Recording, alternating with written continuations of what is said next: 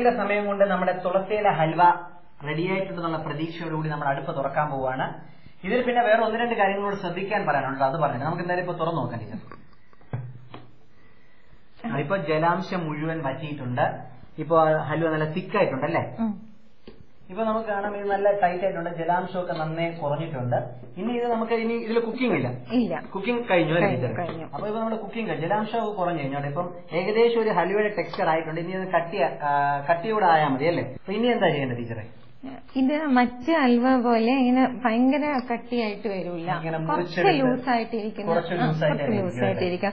ഇത് നമുക്ക് നെയ്യ് പുരട്ടിയ ഒരു പാത്രത്തിലേക്ക് പകർന്ന് തണുക്കുമ്പോൾ പിന്നീട് ഒരു കാര്യം പ്രത്യേകം പറയാനുള്ളത്, ചില ഈ റൈസ് കുക്കർ അല്ലെങ്കിൽ ഇലക്ട്രിക് കുക്കറിൽ ഇത് നോൺ സ്റ്റിക്ക് ആയിരിക്കത്തില്ല, ചിലതിൽ അലൂമിനിയം ആയിരിക്കും. അലൂമിനിയം. അപ്പൊ ചില കമ്പനികളുടെ അലൂമിനിയം ആകുമ്പോൾ നമ്മൾ നെയ്യ് കൂടുതൽ ഒഴിക്കണം. അതേസമയം നോൺ സ്റ്റിക്ക് ആയിട്ടുള്ള ഈ ഇന്നർ സൈഡ് നോൺ സ്റ്റിക്ക് ആയിട്ടുള്ളതിൽ നമ്മുടെ നെയ്യുടെ അളവ് വളരെ കുറച്ച് ഒഴിച്ചാൽ മതി. അപ്പം ആ ഒരു ഡിഫറൻസ് നിങ്ങൾ ശ്രദ്ധിച്ചോണം. ഇതിപ്പോ നോൺ സ്റ്റിക്ക് ആയിരുന്നു, നെയ്യുടെ അളവ് കുറച്ച് മതിയായിരുന്നു കേട്ടോ.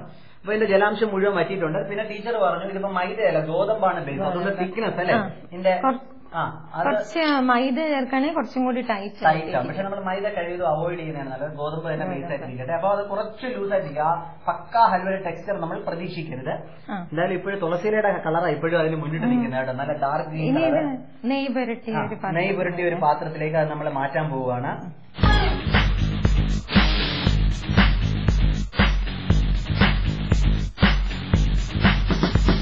അപ്പൊ തുളസിയില ഹൽവ ഏകദേശം അതായത് 99% റെഡിയായി കഴിഞ്ഞു. ഇനി അതിനെ അലങ്കരിക്കുന്ന ഒരു പാർട്ട് മാത്രമേ ബാക്കിയുള്ളൂ. അതിനായിട്ട് ഇപ്പൊ നമുക്ക് കിസ്മിസും ഉണ്ട്, അണ്ടിപ്പരിപ്പും ഉണ്ട്. തുളസിയില ഹൽവ ഇങ്ങനെ റെഡിയായി. ഇനി ഇതൊന്ന് തണുപ്പ് ആയതിനു ശേഷം കഴിക്കാൻ പറ്റുള്ളൂ, അല്ലെങ്കിൽ വായൊക്കെ പൊള്ളിപ്പോകും. പക്ഷെ ഈ സമയം കൊണ്ട് വേറൊരു സാധനം കൂടെ നമ്മുടെ ടീച്ചറെ തുളസിയില വെച്ച് തന്നെ വേറൊരു ഡിഷും കൂടെ നമുക്കുണ്ട്, സ്വാദിന്റെ പ്രേക്ഷകർക്ക് വേണ്ടി ചെയ്യുന്നുണ്ട്. അപ്പൊ ഇന്ന് ഉള്ള 2 ഡിഷസും ഔഷധ പ്രാധാന്യമുള്ള ഡിഷസ് ആണ്, മെഡിസിനൽ വാല്യൂ ഉള്ള ഡിഷസ് ആണ്. അപ്പോൾ നിങ്ങൾ പ്രത്യേകമായി ശ്രദ്ധിക്കുക. കാര്യം ഇത് ടേസ്റ്റ് ചെയ്ത് കഴിയുമ്പോൾ ചിലപ്പോൾ ടേസ്റ്റ് വൈസും ഇത് വളരെ എടുത്തു നിൽക്കുകയാണെങ്കിൽ ഭയങ്കര ഒരു വലിയ ഇന്നോവേഷൻ തന്നെയായിരിക്കും കേട്ടോ.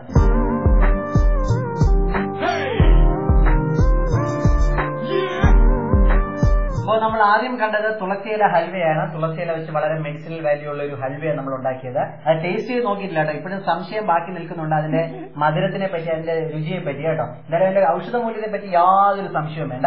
ഇനി രണ്ടാമത് അടുത്തൊരു ശ്രമം എന്ന് പറഞ്ഞാല് തുളസിയില വെച്ച അവലോസ് പൊടി. നോക്കണേ അഹങ്കാരം, ഹൽവ, അവലോസ് പൊടി, പുട്ട്, ഈ തുളസിയില വെച്ച് ദോശ, ഇഡലി എല്ലാം ഉണ്ടാക്കിയിട്ട് ഇവിടെ നിന്ന് പോകുമെന്ന് തോന്നുന്നു. എന്നാലും ഇപ്പൊ നമ്മൾ കാണാൻ പോകുന്നത് അവലോസ് പൊടിയാണ്.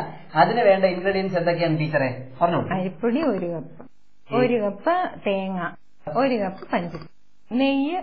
അപ്പൊ എന്തൊക്കെയാ വേണ്ടത്? 2 കപ്പ് തുളസിയില, 1 കപ്പ് അരിപ്പൊടി, 1 കപ്പ് തേങ്ങ ചിരിയത്, 1 കപ്പ് പഞ്ചസാര, 1/2 കപ്പ് നെയ്യ്. അപ്പൊ ഇത്രയും സംഭവങ്ങളുണ്ടെങ്കിൽ തുളസിയില അവലോസ് പൊടിയും റെഡിയാകും. അപ്പൊ അവലോസ് പൊടിയും തുളസിയില ഹൽവയും കൂടെ നമുക്ക് ഒരുമിച്ച് ടേസ്റ്റ് ചെയ്യാം കേട്ടോ. ഇത് തുളസിയില നമ്മളൊരു ബൗളിൽ ഇട്ടിട്ട് അരിപ്പൊടിയും കൂടി ചേർത്ത് മിക്സി ജാർ എടുക്കുക. മുഴുവൻ 2 കപ്പ് തുളസിയില ഉണ്ടായിരുന്നു, അത് മുഴുവൻ അതിലേക്ക് ഇട്ടു. അതിനുശേഷം അരിപ്പൊടിയും കൂടെ, അതായത് 2 കപ്പ് തുളസിയിലയ്ക്ക് 1 കപ്പ് അരിപ്പൊടി, അതും അതിലേക്ക് തട്ടി. ഇനി അത് മിക്സിയിലേക്ക് എടുത്ത് വെച്ച് നന്നായിട്ട് ഒരുപാട് നേരം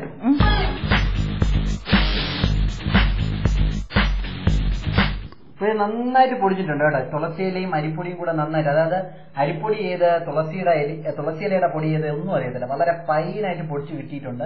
ഇത്രയും നന്നായിട്ട് ഇത് പൊടിഞ്ഞു കിട്ടുമെന്ന് എനിക്ക് മനസ്സിൽ തോന്നിയില്ല കേട്ടോ.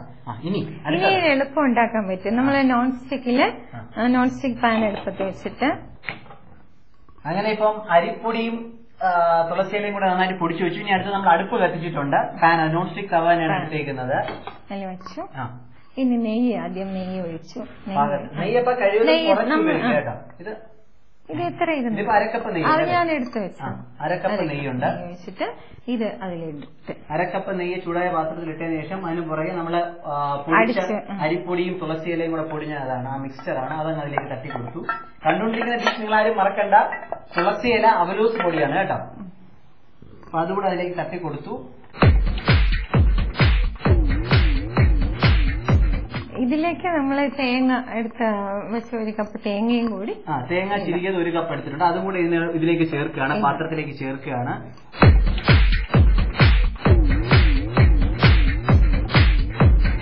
ഇതിൽ ഇതില് ജീരകമൊക്കെ ചേർക്കുകയാണെങ്കിൽ ചുമയുള്ളവർക്ക് അതും നല്ലതാണ്. അപ്പൊ ഇത് ചെറിയൊരു, അതായത് ഈ കൃഷ്ണ തുളസി കൗസറപ്പ് എന്നൊക്കെ പറയുന്ന പോലെ ഇത് ചെറിയൊരു എന്താ പറയുക, ഒരു മരുന്നുകൂടെയാണ് കേട്ടോ. അപ്പൊ അതിന്റെ അവലോസ് കൂടി കൊടുത്തു കഴിഞ്ഞാൽ ചുമ, ജലദോഷം, പിന്നെ എന്തൊക്കെ ഉള്ള ബുദ്ധിമുട്ടല്ലേ, ലങ്സ് സംബന്ധമായ, ശ്വാസകോശ സംബന്ധമായുള്ള പല അസുഖങ്ങൾ, അതുപോലെ തന്നെ നമ്മുടെ പ്രതിരോധ ശേഷി മൊത്തത്തിൽ, ഇമ്മ്യൂണിറ്റി മൊത്തത്തിൽ ഇത് ഒരു ഇമ്പ്രൂവ് ചെയ്യാൻ ഒരുപാട് സഹായിക്കും തുളസിയില പ്രത്യേകിച്ച് കേട്ടോ.